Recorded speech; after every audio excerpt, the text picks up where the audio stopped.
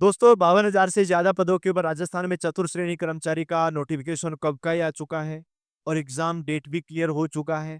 अब भी अगर आप लोग तैयारी में नहीं जुटे हैं ना भैया, तो आपको बहुत बड़ी समस्याएं हो जाएगी। भाई वर्ष 2025 को यादगार बनाना है ना, तो याद रखना, अगर यादगार बनाना है तो 52,000 वाली जो भर्ती है ना, ये आपको बहुत अच्छे से कवर करनी है, ठीक है ना। आपको अगर नौकरी चाहिए ना, तो भाई साहब आप इस पूरे वीडियो को देख लेना।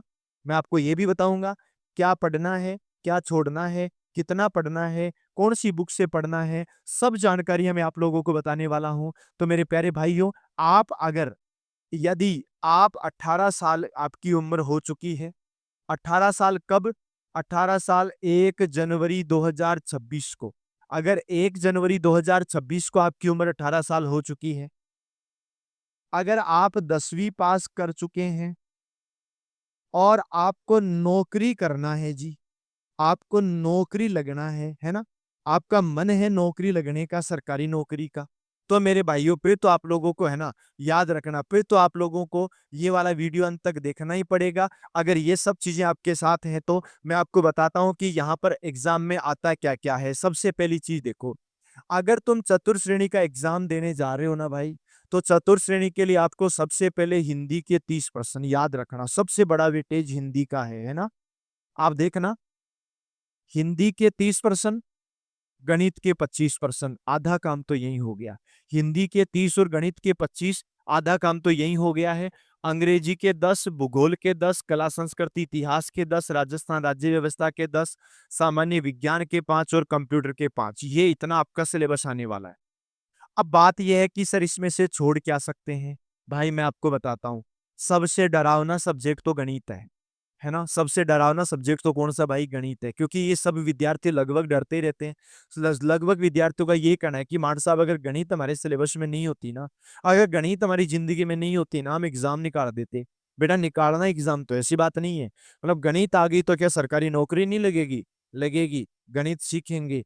दोस्तों, लक्ष्य जूनियर का यूट्यूब चैनल, लक्ष्य जूनियर का जो यूट्यूब चैनल है ना, ध्यान रखना, लक्ष्य जूनियर के यूट्यूब चैनल पर डेली 7 बजे से 8 बजे गणित की क्लास लेकर के आता हूँ। और ये वादा है मेरा, गणित में नंबर नहीं कटने दूंगा। मैंने पशु परिचर वाले भाइयों से भी कहा था कि बेटा गणित में एक भी नंबर नहीं कटने दूंगा, मस्त रहना, बहुत अच्छे से पढ़ना, टेंशन लेने की जरूरत ही नहीं है। बात रही कंप्यूटर की, तो बेटा कंप्यूटर है, 5 ही क्वेश्चन आएंगे, लेकिन वो 5 क्वेश्चन भी पूरे के पूरे सही करवाने की जिम्मेदारी लक्ष्य परिवार की रहेगी। सामान्य विज्ञान, मैं तो ये मानता हूं कि राहुल सर की सभी क्लास अटेंड कर लो भाई साहब, आपको दोबारा देखना ही नहीं पड़ेगा। राजस्थान राज्य व्यवस्था 10 क्वेश्चन, कला संस्कृति 10 क्वेश्चन, भूगोल 10 क्वेश्चन। भाई ये जीके का पोर्शन है 30 क्वेश्चन का, ठीक है ना? ये छोड़ना नहीं है किसी भी कंडीशन में। मतलब बात ये है कि छोड़ने वाला तो कुछ है ही नहीं। भाई आप छोड़ दोगे तो क्या होगा? दूसरा एग्जाम, दूसरा साथी है वो एग्जाम में करके आ जाएगा। भाई ऐसा तो नहीं है ना कि आप छोड़ रहे हो तो दुनिया का हर इंसान छोड़ रहा है। आप छोड़ रहे हो तो जो 30-35 लाख लोग फॉर्म भर रहे हैं वो सब छोड़ रहे हैं? कोई नहीं छोड़ रहा है। आप छोड़ रहे हो, ये आपकी गलत फहमी है, आपको छोड़ना नहीं है। किसी भी सब्जेक्ट को छोड़ने से नौकरी नहीं मिलती है, ध्यान रखना।